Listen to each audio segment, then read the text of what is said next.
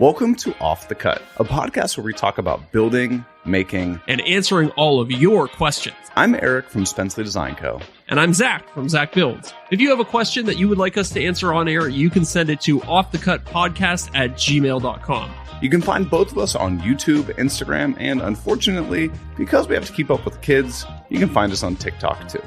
All right, now let's get into the show. Good evening, everyone, and welcome to Off the Cut episode 61. Welcome to Off the Cut, My a bad. podcast My where we bad. talk That's- about building, making. That's my bad. That's There my we go. bad. Hold on. Oh, come on. This is. Come on. I got this whole thing going on, and this I is going know. to ruin my train. But I'm going to Well- say it anyway. Since you're listening to this, that means that you're lucky enough to not be listening to other inferior podcasts like the Green Suiters podcast, where they wouldn't even know that up in Toronto today is Tuesday, 18th, 2023. But here in Ohio, today is respectfully dedicated to the food of the day, animal crackers. Oh, yeah. I love a good animal cracker. I've loved animal crackers since I was like 3 years old in daycare. So that's what I was going to ask. Animal crackers, somebody says it. As soon as I say it, what like memory or experience or whatever comes to mind?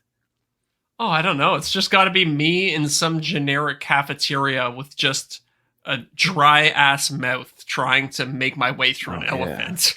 Oh, yeah. I can't think of any specific one though. Maybe like, okay, so here's one. It's not super specific, but my elementary school used to not have a gym in it. It was a very small building and very small classes. So what we would actually do is every Tuesday, the teachers would gather all the kids together and we would walk over to a local community center and we would Really? have our gym class in the community center. And then at the end of it, there was like a snack break where they would give us animal crackers. Okay. And stuff okay. like that. I think eventually they probably switched to apples and carrots because somebody said animal crackers are not healthy enough. But Yeah. There was some psychopath that was like, you got to serve the kids fruit or something. But so when you got them, did you get them in like the little like miniature like box that almost looked like the side of it was like a circus car? Yeah, and if memory serves me, there was like a clear plastic cutout so you could see the crackers inside. Oh, I don't remember that, but it also could have been different. Yeah, Mine sure. was like a pinkish reddish box, and it had like this little like string handle thing on it. Oh, that So it sounds almost fancy. looked like a little like lunchbox type tin thing. Oh, I don't wow. know. I did not have that experience with animal crackers. I went to a pretty low class school, so I'm guessing what we were getting was not the official animal crackers. It was some cheap generic ripoff. Who makes the official one? Like Barnum and Bailey? Looks like it's a Nabisco product. Okay, that sounds about right. Are you seeing the sidecar thing that I'm talking about? No, I'm trying to. Maybe I'll Nabisco search animal crackers. animal crackers retro. Oh, okay. I was wrong. Oh, I see what. Yeah. It looks like the side of like a circus cart that they would have animals in. Yeah, and I see the one with a string too. That one looks old though. Are you sure that was and around the when you were a vintage kid? one. Oh, baby, it was. That It's looks like like it has 4 different animals on it. It's supposed to look like a circus cart. Yeah. The one I'm seeing looks like it was printed like at the dawn of color ink. That was when I was born. Barnum's Animal Crackers. Barnum's Animal Crackers. Yeah, was that Barnum and Bailey's? That was like a circus, right? Yeah, I believe so. So is this like early product placement, or not product placement, but an early collab? They were the original influencers. Yeah, exactly. Oh, man. So I remember getting the animal crackers, and then I also remember getting the little itty bitty like paper cartons of like Mott's apple juice.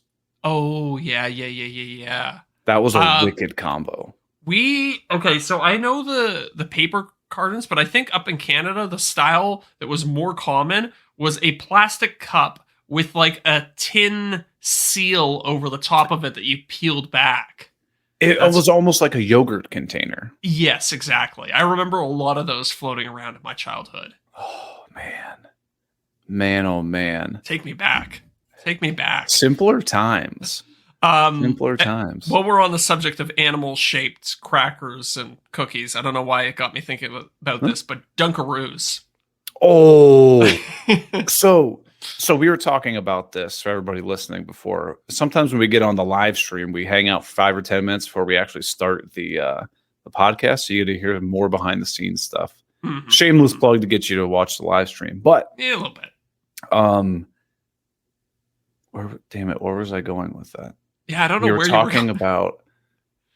We were talking about fake Festool websites during No, the we were pre-show. talking about that. We're talking about food. Oh, Yeah. Columbus being a test market. Oh, right. Okay, yeah, okay. The fact that I was eating heart-shaped chicken nuggets called Nuggets of Love. But so anyway, Dunkaroos. They brought back Dunkaroos like a Oh. year ago in Are Columbus. they? I didn't know they ever left. I basically aged out of the Dunkaroo scene about 3.5 years ago. So I So didn't know. I can still buy them here. Oh, wow. They might have gone like all around the US, but it was like a year and a half ago they came back. Oh, cool. And they are not the same. Oh, well, that's just the way of things now, isn't it? They always bring stuff back Yeah. with it's just the branding. It's not the actual product that you remember from your childhood. Yeah, it's like the icing isn't the right consistency, and the crackers are very hard, almost like a Chips Ahoy kind of cookie. Like I needed a Yeah. hammer. It was like a Nature Valley granola bar. Yeah. Man, I'm Wasn't looking good. at some photos of Dunkaroos right now, and I can literally remember how they tasted. Oh yeah. Yeah, it's a very distinctive flavor. I just remember that being like a snack. I'd go to the grocery store with my mom, and like you'd go down that aisle, and you're like, "Oh my gosh, mom, can I get these?" And like at the time, they were like, what, $3.50, $4 for like a box Oh, of 6. If And that. that's like that was highway robbery in the Yeah. 90s. Yeah.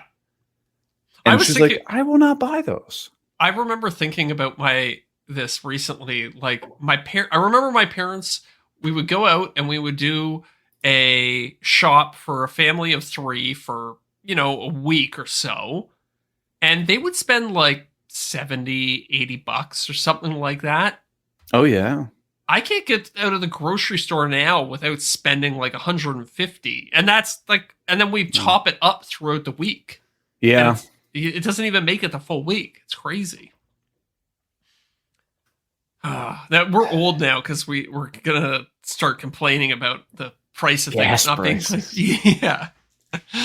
See, my groceries really aren't that expensive. Like I'll go for the not for the entire week, but like we always go on Sundays, and we will Mhm. get like enough meals to get us through to like Wednesday, maybe Yeah. Thursday.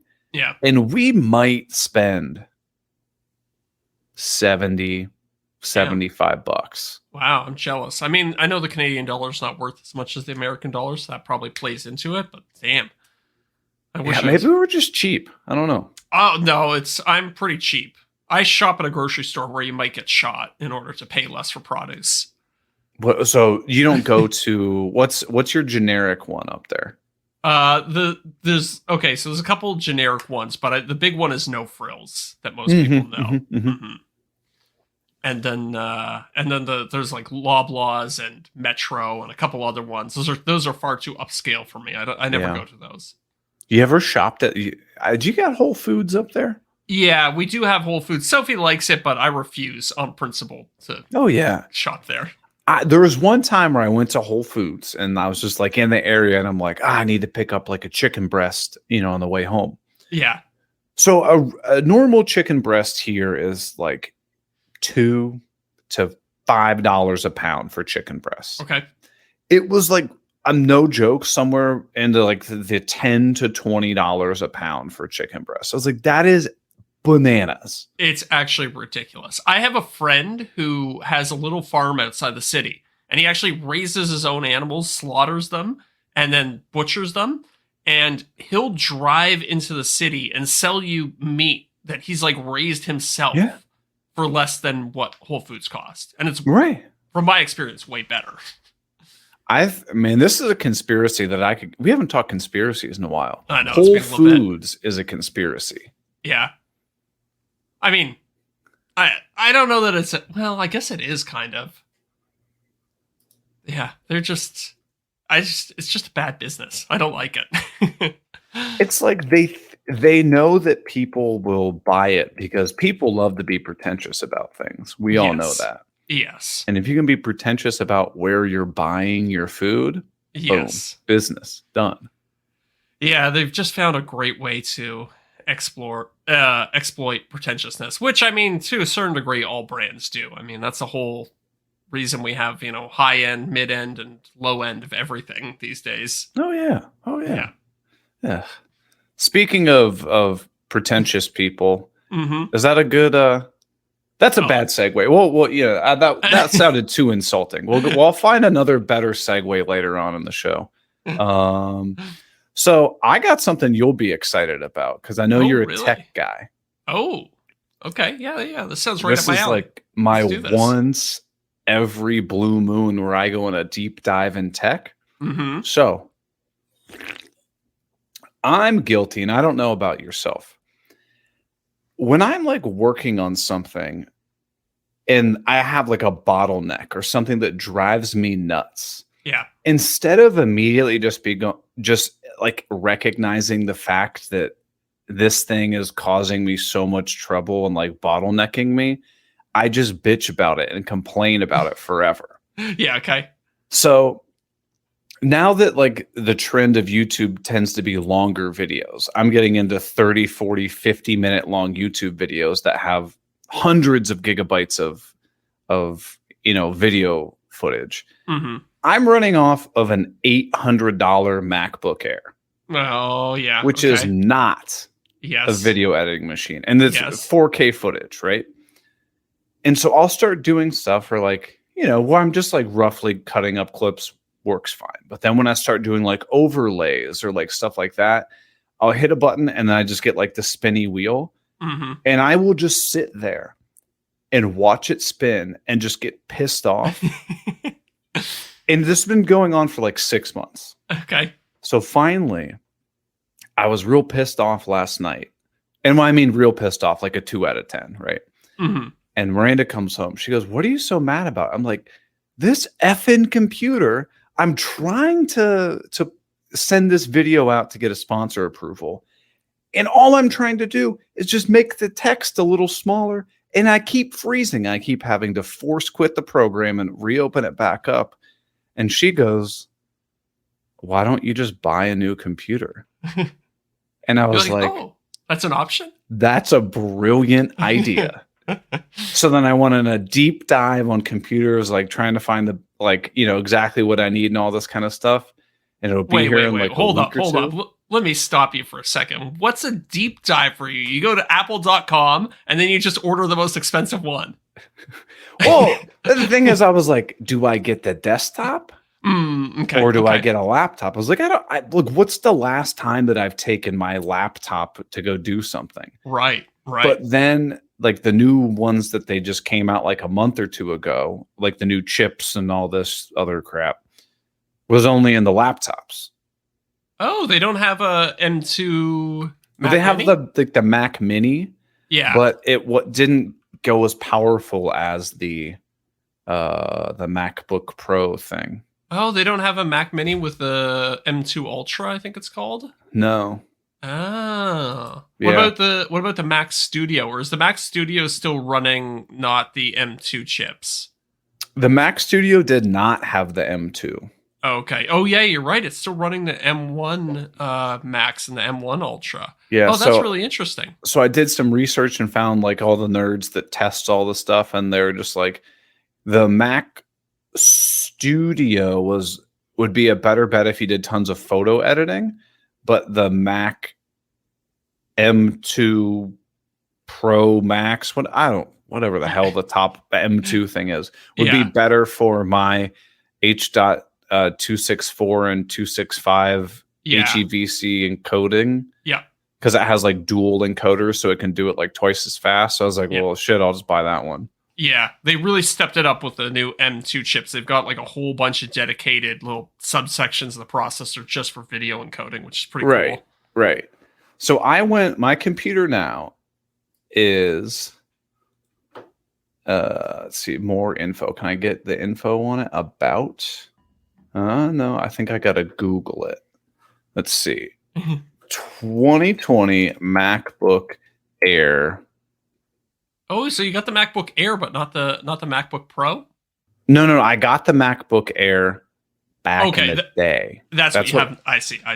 And it was because when I pretty much first started the business, I was like, I need a new computer. I'm not making a lot of money. Mm-hmm. I need to be reasonable. Yeah. And so this has a 8-core CPU.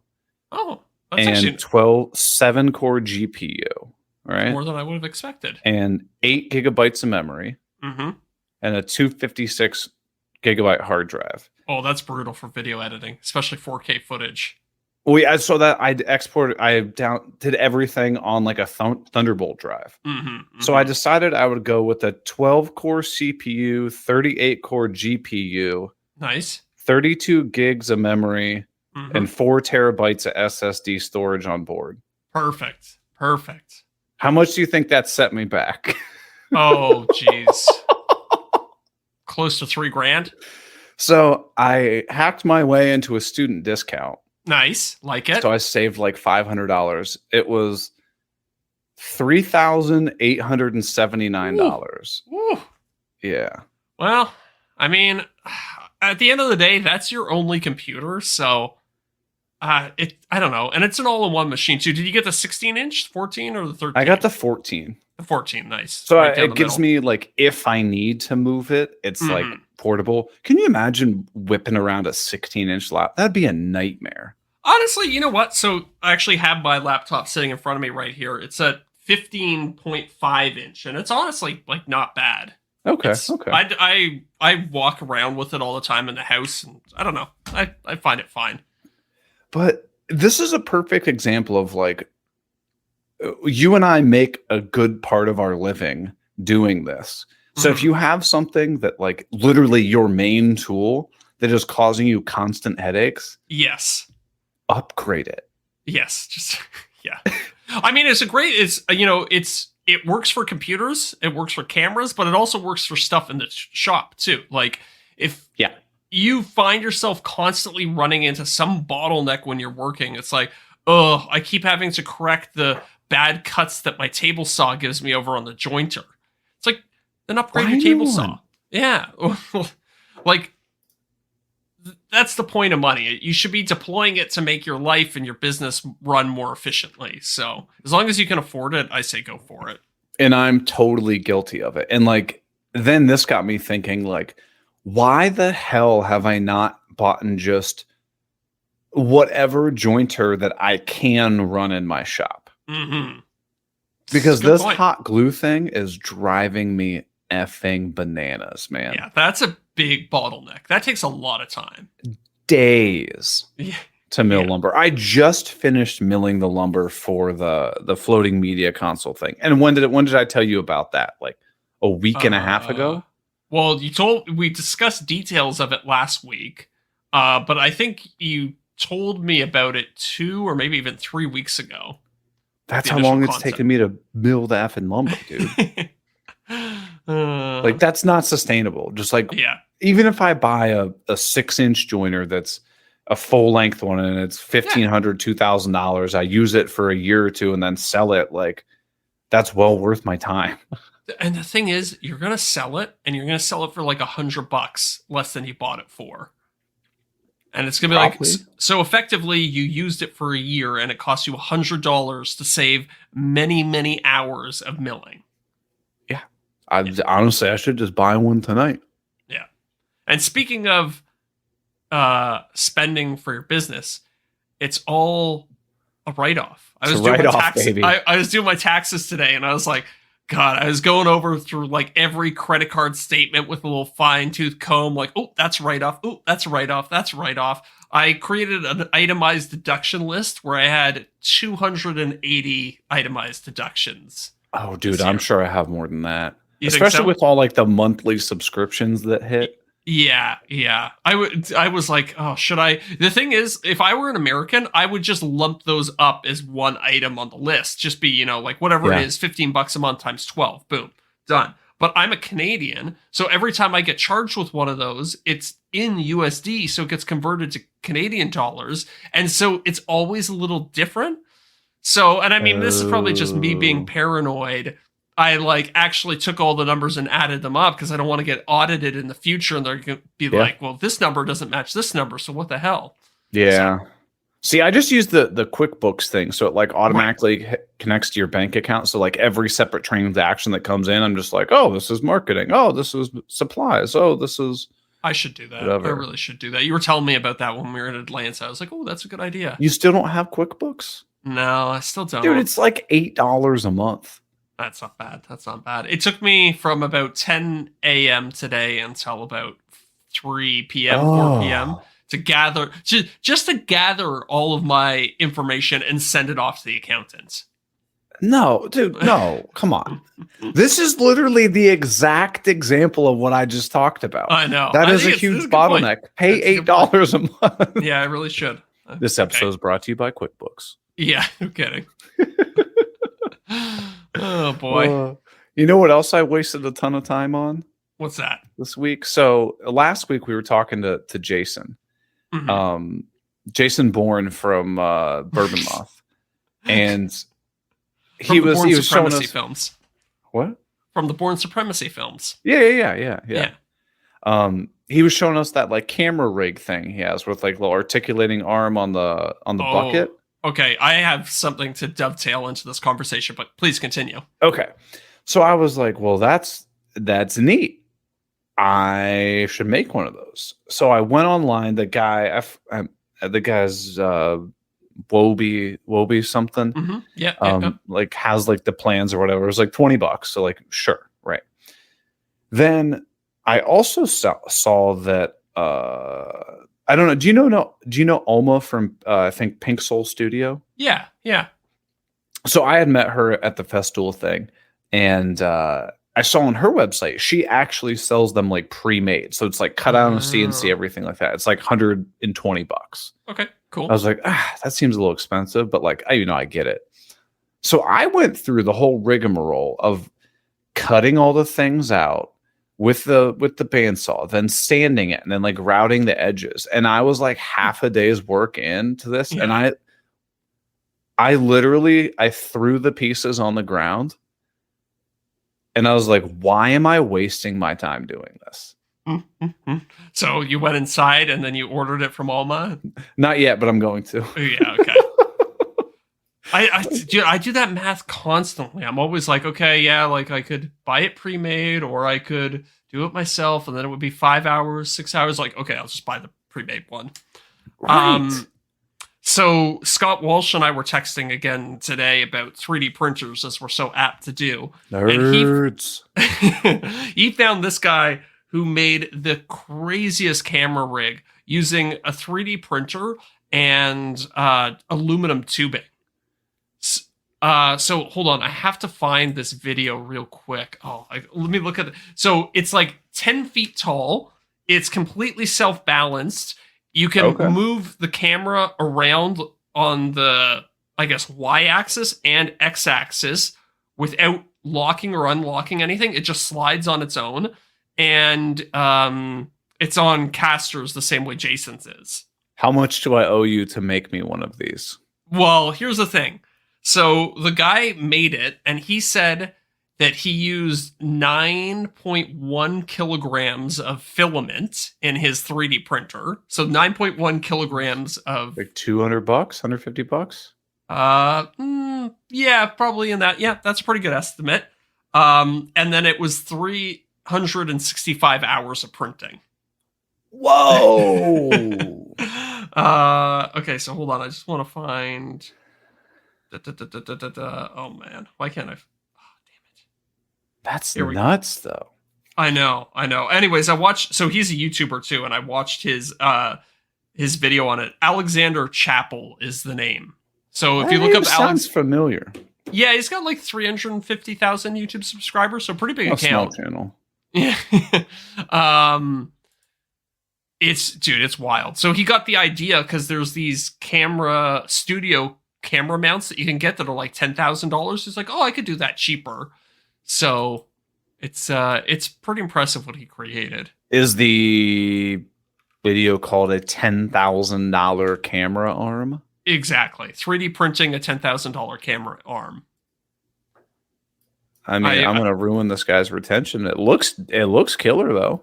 Yeah, and he sells the plans for it for $20 as well. So, if you're trying to weigh out whether you should do the wobbly arm or this, I don't know. I think this is up there. Yeah, but I mean, I don't have a 3D printer, so I don't under. Oh, so he 3D printed all the plastic accessories, and then the extruded aluminum is like basically the bones of it. Exactly. So he's got 4 pieces of extruded aluminum that are long, and then he's got a bunch of 3D printed joints that kind of join the various pieces of aluminum together. Interesting. Yeah. Huh. It's a very impressive setup. I totally dig it. So I'm assuming there's some sort of like balancing force that like as you move the camera up, it allows you basically to lift the camera up, but then once you let go, it like precisely. So what he did was he weighed his camera setup and the arm that slides in and out, and then he got a counterbalanced steel weight that's exactly the same weight, and it's on a string, so no matter where you put it, it's always counterbalanced. So it just stays wherever you put it. Interesting. Yeah, and if you want to make sure it doesn't slide around, there's like little knobs on it that you can tighten down. I love the idea. Yeah. But I was like, I love the idea too, but then I was like, looking at the video of how long it took him to make, and I was like, oh god, that sounds like a nightmare. But Scott says he's going to make it, so that'll be interesting. So Scott kind of runs into the same issue that I do, is we're both in a 1-car garage. I would argue his might be smaller than mine. Yeah, talking about his garage. I think he's scaling this thing down a little bit to fit too. Okay. So the problem with like being in a small space is if you want to get a slightly taller shot, you spread your tripod legs out, and then you're like, well, now I'm banging into stuff. Mm-hmm. It's a nightmare. Yeah, it's horrible. Even in my shop, it sucks. Mm-hmm. I already have the bucket of concrete and like the pole thingy, but I don't have the rig made yet. Yeah. And just moving that around, I was like, this is great. I can get right up here. I can screw it around here. Yeah. I don't have to suck the legs in when I want to move the camera. I was like, this could be nice. Could be a game changer. It's an eyesore. Well, that's okay. I was actually thinking, I was kind of inspired by that. I was like, I could make something that's kind of like halfway between the two.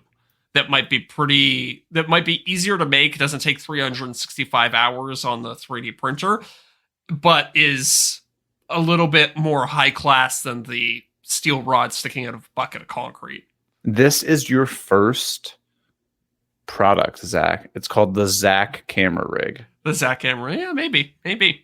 Or the ZB camera rig. The ZB camera. I like that. I'm dead serious. If you can find a way to like 3D print this stuff, and basically get the file all set up. The people who are into 3D printing want to do it themselves. They don't want to buy the 3D printed parts from someone else. Yeah, exactly. And that's a headache anyway. Yeah. I've been kind of low key trying to get the company that makes my 3D printer. By the way, in the background here, I got the 3D printer set up in my office now. I've been low key trying to work with the company that makes it, but their competitor just emailed me today and they're like, hey, do you want to work with us? And they have what is essentially a knockoff of this that's actually supposed to be a little bit better. So might have 2 3D printers in the near future. Okay. Mm-hmm. Interesting. Yeah. If they need any US counterparts, I'd potentially be interested. Yeah, if you're interested. Dude, I'm having a great time with this thing. The only thing I've done so far with it is just print like upgrades for it. But I'm having a fun time even just figuring that out. Do you have to have internet connectivity? Is it Wi-Fi? It is. I think there's a way that you can like load the files onto like a USB stick and then just pull them over and plug it in. But for me, it's more convenient to just like Wi-Fi the stuff over. I think Miranda would murder me if I had that thing running all the time. You know what? I run it at night most of the time. And with the door shut in my office and the little soundproofing panel directly behind it, you don't hear it. Okay. Yeah. Okay. So, Well, speaking of people that want to murder me, is that there's a better good segue? transition. Hell yeah. That's a good one. We've got new patrons this week. Oh boy. Mm-hmm. We have, I think, a couple carry over from last week, right? Because we tend to forget about patrons when we have guests on the show. Well, yeah, I mean, we've talked about in the past, and we have guests. Sometimes it derails the conversation, so we usually kind of skip the Patreon thing during guest weeks. But yeah. New this week, Rigid fans. Ooh. We got Ed Bell, Joseph Welsh, and RJ Woodworks Nice. joining us. So they're going to get not only get their lovely names. I think I actually pronounced all of these correctly. Usually I obliterate them. They get access to the after show. They get access to the Discord server and a bunch of other neat stuff. And that's the only way that you're able to support the podcast, financially speaking. I should know the answer to this question, but I'm going to ask it anyways. Do Odie's Oil fans, certified turds, do they not get access to the Discord? I have no idea. Okay. Well, neither of us know. So. Yeah, it was set up once, and I've never looked at it since. And by the way, I should say that for all of our patrons, and I guess regardless of level, the merch thing is fixed because I just today got some emails saying that people are slowly being eligible for the merch now. So thank you for your patience. That was an absolute nightmare on Patreon's behalf. That stuff should be arriving shortly. We don't touch it. It comes from them.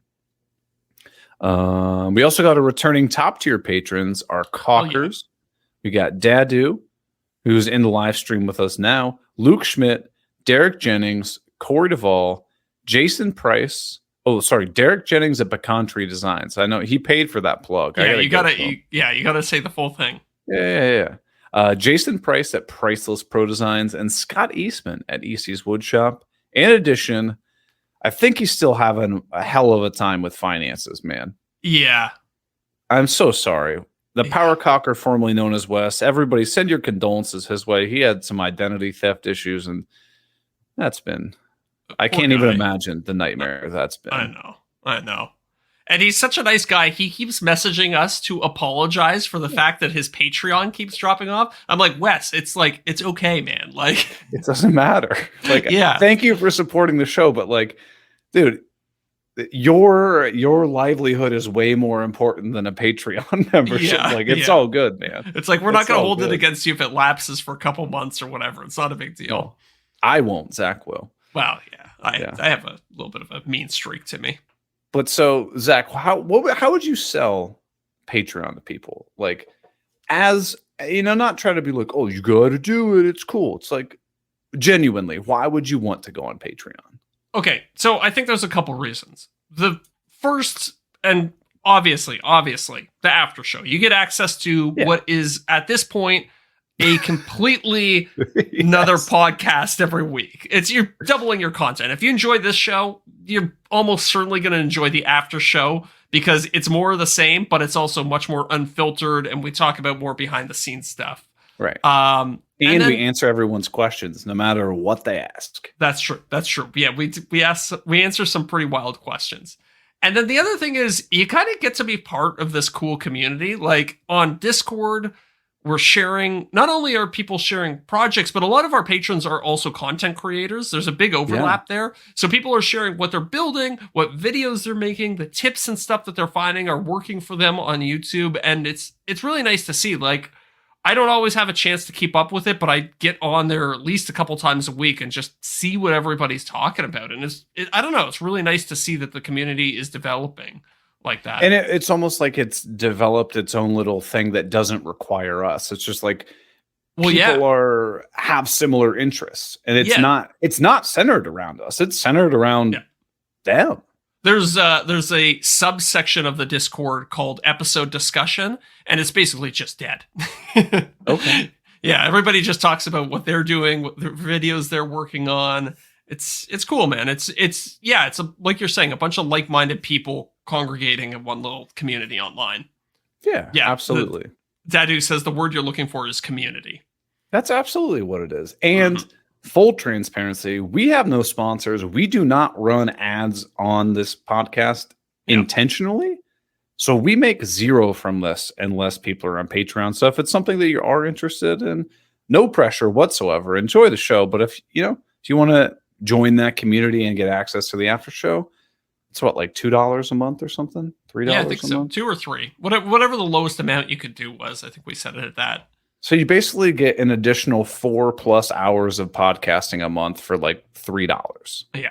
Yeah. It's cheaper than a cup of coffee. Isn't that that's the standard everybody always says? Cheaper than a cup of coffee, especially at Starbucks. Yeah. But so speaking of cheap things, Mm-hmm. this was a segue to get people to join the live stream, because this is what we talked about before we went live on the episode. Scam websites selling cheap tools. Yes. I didn't know that this was a thing, but apparently both you and Jason Grissom almost fell for it. Yeah, well, so the backstory here is that I needed to buy a new Festool thing. Shocker, people, I buy my own tools. Yes, I do. Sometimes. So I was like, okay, I need this thing. And I didn't want to go through like, a normal avenue where it takes, several weeks or months to get it from a brand or whatever. So I was like, oh, just go buy it. Like, no problem. Happy to buy it. And so I was trying to find, like, my local Woodcraft didn't have it. Nobody really locally had what I was looking for. So I just typed in like the SKU number or whatever online. And I found this website. It looks extremely legit from like a first glance. It's called discountfestool.com. Oh, you're and right. I was like, they even have the SKUs. Dude, that's what I'm telling you. Wow. I didn't even notice that at first when I pulled up the website. Like, it looks good. Yeah. And so I'm on this website and I noticed that the item that I wanted to buy was like $300. Mm-hmm. And I saw it on there and it was like $30 or $40. And I was like, okay, this is clearly a scam. Yeah. So then I went and did like my normal online research. So, Zach, if you think a website's a scam, what's the first thing that you do? Like, how do you investigate? Oh, that's a good question. You know what? I don't know that I have a good answer for that. Generally, I look for like a bunch of clues, right? Okay. Like, I'll look for bad spelling. Yes. Looks like Web 1.0. The little, it doesn't have a HTTPS URL. Well, this one does. This one does. I know. I'm on it right now, just kind of playing around on it. Honestly, if it weren't for the fact that the prices are so good on this website, it might actually fool me. This is one of the few that I think would have like slipped under my radar. Yeah. Yeah. So But I if never they actually were selling everything full price, would you have bought something from here? Yeah, almost certainly. Right. It's funny because they've actually screwed themselves by putting the price too low. If they were just offering like all these items that I'm looking at right now are like 81% off, 74% off. They're like 10% off. I'd be like, oh, okay. That looks like a good deal.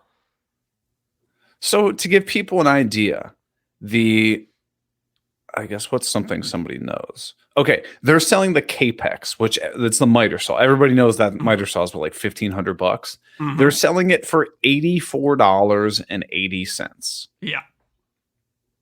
Scam.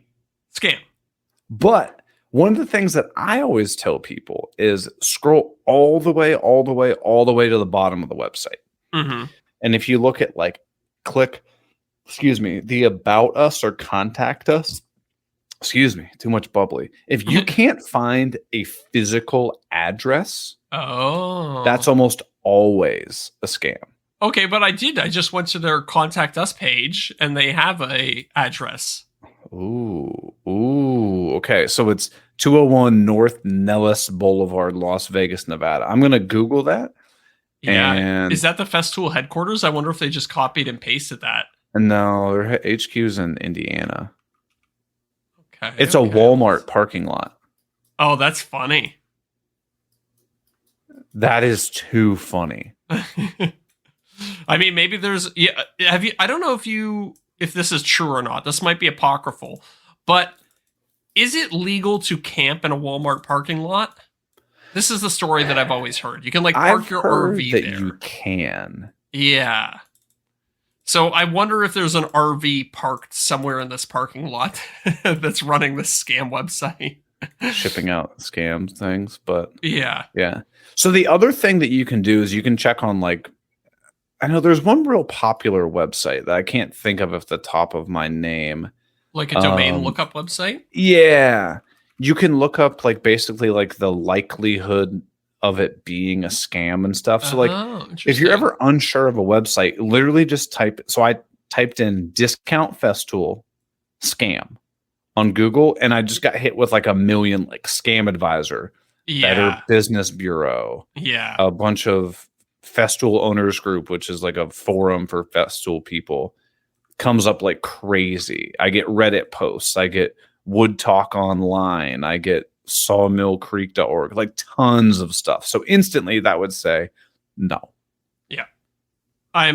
So I did a Whois lookup for the domain, right, and it's actually registered to somebody in Denver, Colorado.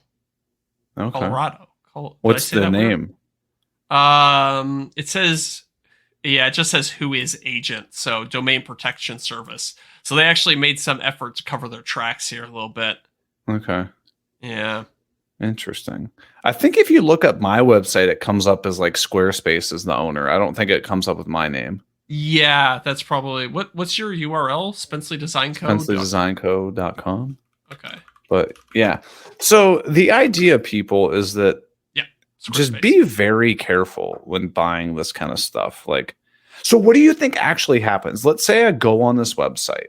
Hold up. The registered contact for your website comes up as an address in Toronto. Oh, really? Yeah, I gotta look this up. Nice. Is that, it's got to be the Squarespace thing or wherever their like server is, maybe? I don't know. 2 Cows. Oh yeah, you know what? It looks like 2 Cows is Squarespace. Yeah, it's oh, that's funny. That is like 2 blocks away from my friend's workshop. Not even. Huh. Yeah, it's a building with a Google logo on the outside, so I'm guessing maybe it's a server farm or something. Yeah, it's got to be what it is. Interesting. But see, you would say, you'd be like, oh man, Eric's website's a scam. Yeah, well now I know if I want to take down your website what building I have to blow up. Whoa, easy. Easy. Better put the explicit on this one just to be safe. Yeah, if the federal government's listening to this, I did not say anything about that. That was all Zach. You can find him at zachbuilds.com. Allegedly. Yeah. So what do you think actually happens? Let's say I buy this Festool Capex for $84. What do you think happens? I think they send you an email that says, hey, we shipped out your Festool Capex, and then just nothing ever comes. Or do you think they send some BS in the mail? I don't know. Oh, yeah. You think they send you like a picture of a Festool Capex? I don't know. I've heard of people doing that before. Says they take PayPal. If I had to guess, what they probably do is they just string you along for as long as possible. And in the hopes that you get out of some sort of like buyer protection program that your credit card offers. So they'll try and string you along for like 60 days. And at that point, like the account automatically settles and they have limited means of like getting the money back. Okay, just hit buy now. The checkout page looks legit. I'm obviously not putting any information in here. I wonder if it's like a Shopify or a Squarespace website. I don't know. Because they're possible. I did add to cart.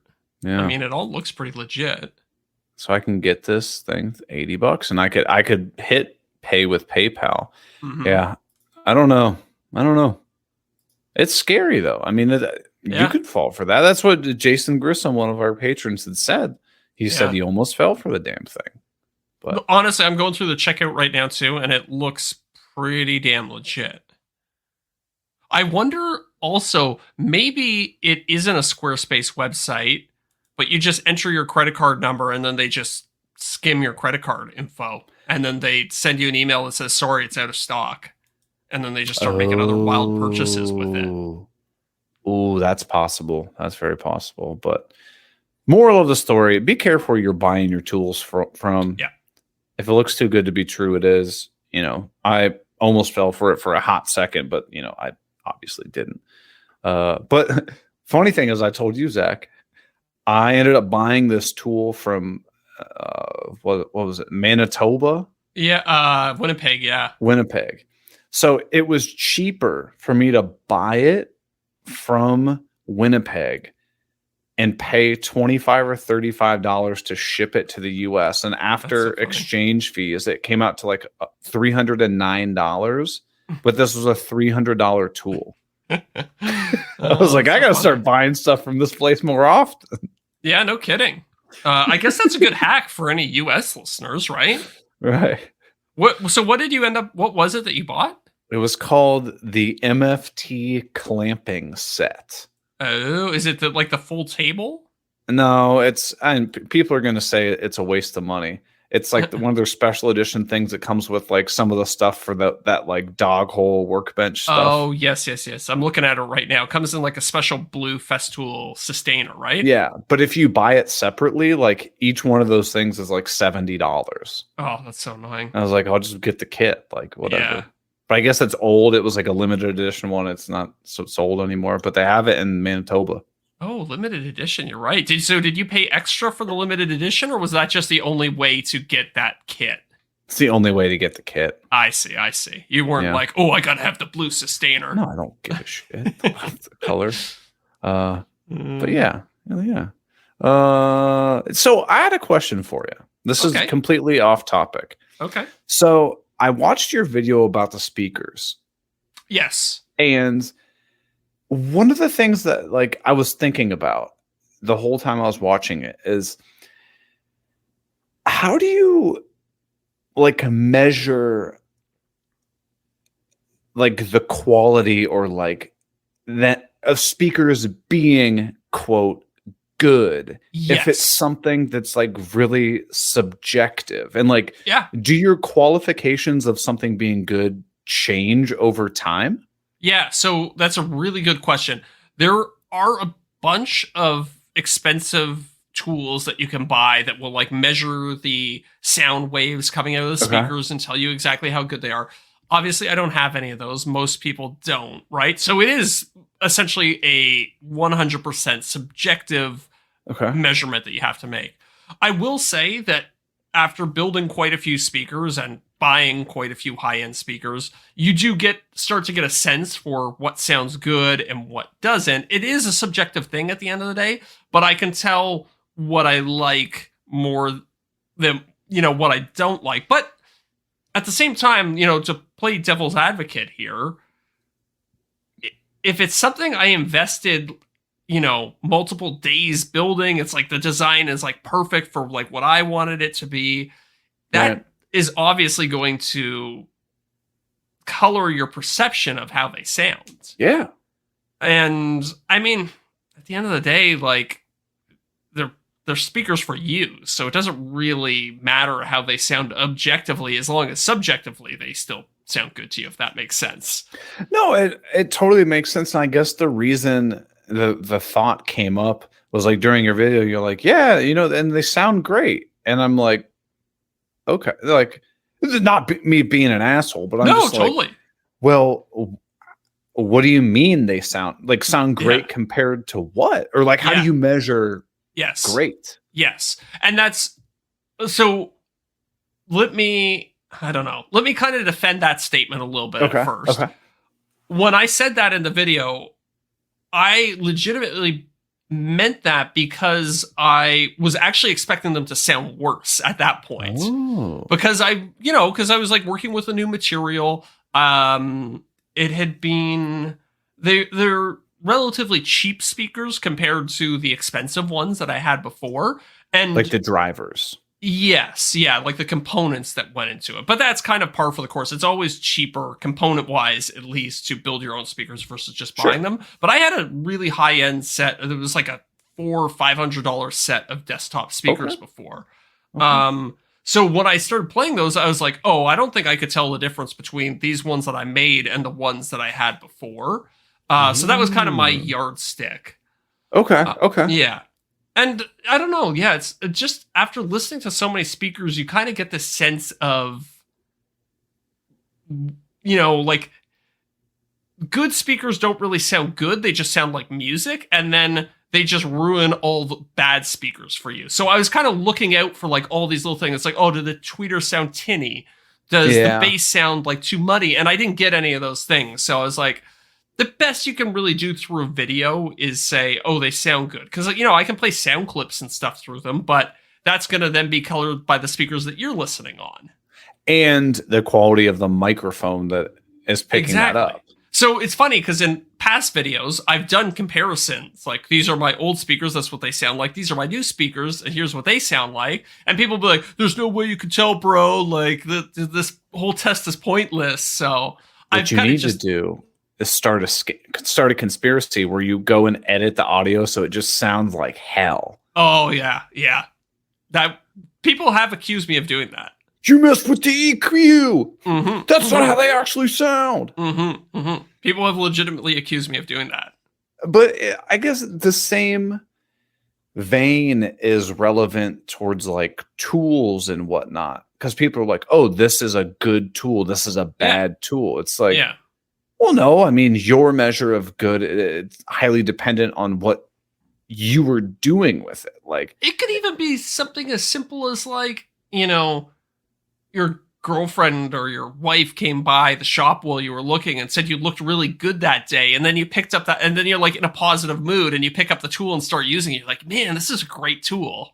Yeah. You know what I mean? Like an association of something with it. Yeah. It's just like, you just happened to be in a good mood that day when you picked up the tool to use it. Yeah. But I mean, it could be something as simple as like those, you're standing in line at the grocery store and they have those $9.99 Skull Candy headphones. Yeah, yeah. Well, if you're somebody who's just like, man, I just need a pair of headphones to listen to some tunes, you could have been like, and you've had those headphones for 5 years, they've never broken. You could have been like, that's a great pair of headphones. Yeah, yeah. Well, and I used to be one of these people who was like, oh, I don't hear any difference between nice speakers and bad speakers. Like, I remember buying like a pair back when I was broke. I bought like a pair of $100 speakers or not speakers, headphones. Cause I was like, I want to get into like good sounding audio. And I just remember putting them in and being like, oh yeah, these sound basically like my Skull Candy headphones. Right. Right. But the thing is, if you listen on those and then you take them out and you put the Skull Candy ones in, then you're like, oh, okay, now I see why you pay more. It's one of these things where it just ruins you and it ruins bad stuff for you. But I mean, the same thing could be with the tool. Like if you use like Cobalt tools all the time and you're like, man, these are great. If they're working for you, stay with them. I'm happy for you. But then you get your hands on a super powerful, impact driver or something that you're like, oh man, this is nice. Yeah. Now all of what I thought was good is now bad. Yes. Yeah. Yeah. And at the end of the day, too, like, a good song is going to sound like a good song no matter what it's being played out of, except for some like really awful edge scenarios, right? Yeah. Yeah. And it's the same thing with tools. Like, did it get the job done?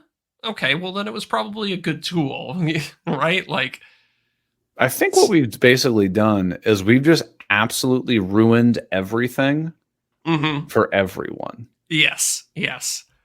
It's like what you were saying earlier with the food, like the Whole Foods. It's like they're just selling pretentiousness back to you at a certain point. Yeah. I don't know. It got me thinking. That was like what I was thinking about the entire time during your video that I was watching. I was like, well, what makes these things good?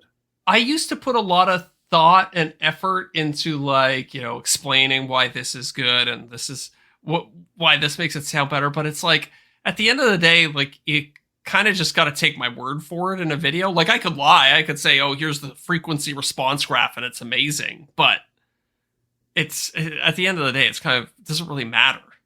Yeah. No, I feel you. So, and this kind of relates talking about, speakers and stuff. How's your desk going that you're building? Or your computer, new computer setup, like water Oh, my cool computer thing. set. Oh, it's great. I've been using it. Do you run it? Yeah. I'm currently editing the video for it right now on it. Here, the live stream audience can see this, but Oh, you got else the can. super nerd with the Oh. glowing thing. Oh, of course I in do. there. Of course I Does do. it pulse to music? I can set it up so that it does. Okay. But so the nice thing about this is that I don't know what you had a MacBook Air before, so it doesn't have a fan, so you probably won't be able to relate to this. But with my old computer, when I would start rendering a video, it sounded like a jet was taking off. Like You should have heard my old laptop. Yeah, exactly. 2008 MacBook Pro running 4K footage. yes, exactly. It sounds like, it's like this tiny little fan speeds up to 100,000 RPM, and it just sounds awful. The nice thing about this is that it is completely quiet. Like, you do not hear anything at any point, no matter what I'm doing on it. So I'm really happy with it. Does my new MacBook Pro have fans in it? Yes, the Pro has fans. The Air does not, I believe. Okay. Yeah, so you'll have to let me know once you start rendering some videos on that bad boy if it gets loud. Yeah, I'll definitely let you know. But one of the things I found in my computer research was like, oh, if you're a mid-level video editor, this will be fine. But if you're a high-level video editor, I would suggest this. I'm like, I just edit videos. I don't. But they're long and they have a lot of information. Like I don't know what level of video editor I would consider myself. Know. I've often wondered about that too. Like, there are some people who will like edit a TV show and they'll have like 8 streams of 4K footage running. Sure. With like a red raw camera. Exactly. Yeah. It's like, each clip is a terabyte in size. Right. That's not us. That's not us. But then, like, sometimes people are like, oh, if you're editing 4K footage, it's like, that's pretty high-end stuff. So it's like, I don't know. Again, it's kind of a subjective thing, right? Like, what's high-end, what isn't? Some of my YouTube videos can get pretty complex. We're talking 200-300 gigabytes of footage. Oh, yeah. Yeah. Layers of different overlays and clips and and adjustments, lower effects. thirds. Yeah, exactly. So, I don't know. Who's to say? I don't know. But I mean, honestly, my MacBook Air, like if I'm editing something that's under 15-20 minutes, I had 0 issues editing 4K footage on it. And so I've now bought a computer that's arguably at least 4x faster than that. Like I should, thinking I'll be okay for a while. Yeah, I think you should be fine. So yeah, I'm excited to get on that. But yeah, you definitely don't need to build a whole custom water cooled PC in order to edit 4K video. I did buy it custom though. You go on the website and you click the different configurations and stuff. So it is custom made computer, Zach. Did you get it engraved? I don't know if they offer that. I thought, maybe they don't do that anymore. I thought they offered that at one point. I remember you could get your iPod engraved. Oh yeah. Yeah. Oh yeah. And then you try to resell it like when it was done and they're like, is it grave? Is it engraved? And you're like, yeah. They're like, I'll give you $1 for it. Chew Eric, love mommy. One of the things I almost bought, but I ended up not buying it, was I told you I'm editing on these computer screens that I stole from work. Yeah. So they're like the super generic computer monitors, and they're awful. Like if I watch a video and it has any like dark colors, it's just like tons of like pixelating, like camouflaging stuff because it can't handle the black colors. And it's probably like a 720p resolution too. It's terrible. That's so funny. So I was like, I should buy like the Mac display thingy or whatever. Oh god, I think that became a meme at a certain point because it's just so ridiculously expensive. Like $1,500 or something like that. And then isn't the stand like an additional 1,000? I don't know. I just get whatever the one I can plug into my mount thingy, like the Visa mount thing. Okay. Yeah, I think if you use their stand, it's an additional... Oh, come on, I'm on their website right now. I want to find it. People were memeing it really hard. So it comes with a generic stand that just holds it at one level. But then Okay. if you want one that goes up and down, it's like another $1,500 or something. Oh, Jesus. Yeah, it's really funny. So I was like, okay, it'd be nice to have a bigger screen that's actually like a decent screen, and it Mhm. has a built-in webcam, so I don't have to like hop my laptop on top of a box of crafts. That's Yeah. what I'm on right now. Yeah. And like then it has additional like Thunderbolt ports on it. I was like, oh, that could be kind of nice. But I was like, Yeah. Eric, you just spent $4,000 on a laptop. Why don't you just wait a second? So I don't know. I might get that. Okay. Or if you okay. have any other suggestions that would be So- something similar, let me know. Okay, hold on. I just looked. I finally found the price of the stand. So the 27-inch monitor by itself is $1,900, I think. Canadian. Oh yeah, I'm probably on the Canadian site. Yeah, that's true. So you gotta get the student discount too. I'm on the student discount site. So I think that the tight. Wait, is this an additional $2,500 or is that the total price? So I Okay. can see it on my end because I can get the student discount. It's $1,500, Okay. and then the tilt adjustable stand is free. The Yeah. tilt and height adjustable stand, it's $400 more. Okay. And then okay. like the Visa mount adapter where you have like put the bolts in to put on whatever, that's free as well. Okay. Okay. So not as bad as I thought. Yeah. Maybe, let me check the bigger one. Hold on. The bigger one is like $5,000. For Yes. students, it's $5,000. Oh yeah, okay. So the stand for the bigger one is 1,300 Canadian. So I imagine that's 1,000 American. It's $899 US. But again, I'm on the That's- discount thing, the Yeah. EDU thing. So I don't know if it's Or you can yes, get that your- would set you back $5,498 before tax if I got That's what you should do. That's a 32-inch TV, man. That'd be nice. I've got a 48-inch screen. Okay. It's a LG OLED screen. So it's Is actually it a TV or is it a computer monitor? it's a TV technically, Okay. but LG kind of low-key markets it as a computer monitor as well. It's got a lot of Okay. the same functions that you would get from a monitor. I dig it. Well, Yeah.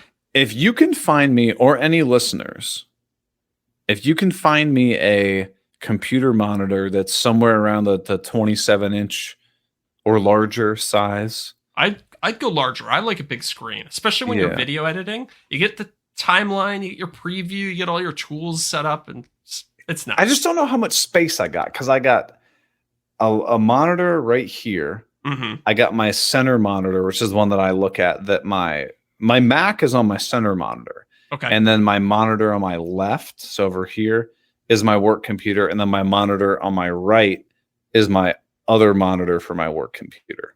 I see. So you have two separate computers, like a. No, Personal I have.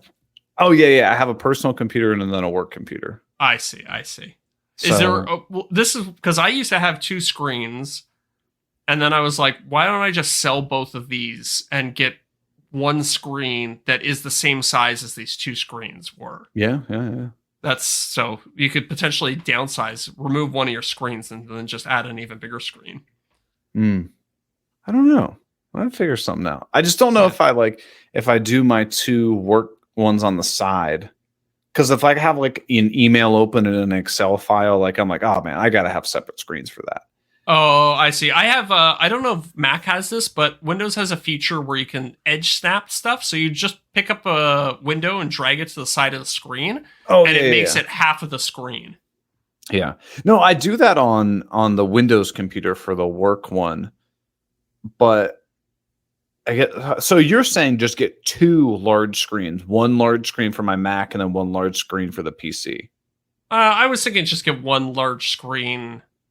Oh, do you I see, because you're probably multitasking. While you're on your Yes. work computer, you're probably also editing. I see. Right. Yeah. Yeah.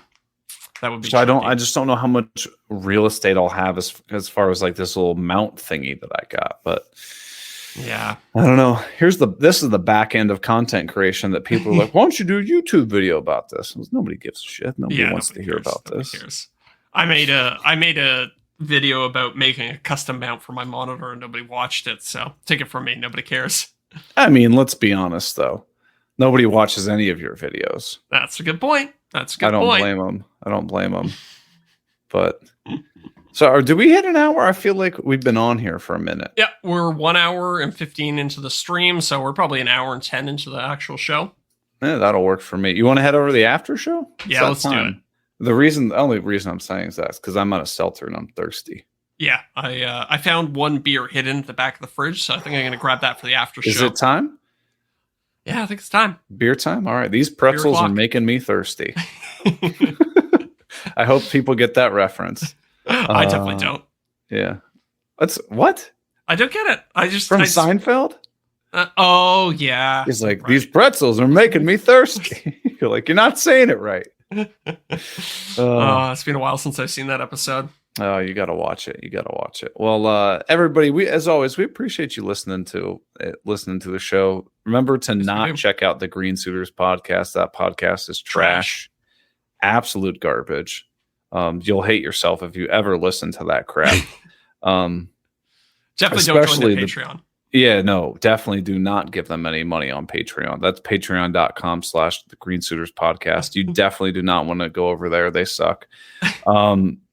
But we are going to head over to the after show, hang out with some people who don't suck. And we got some questions, and we got a voice question tonight. Oh, yes. I love the voice questions, man. Me too. It's a favorite part of my week. So you got anything else you want to say to the people? Nope. Thanks for watching. Check out the Patreon. Oh, screw it. Let's just end this thing. All right. See ya.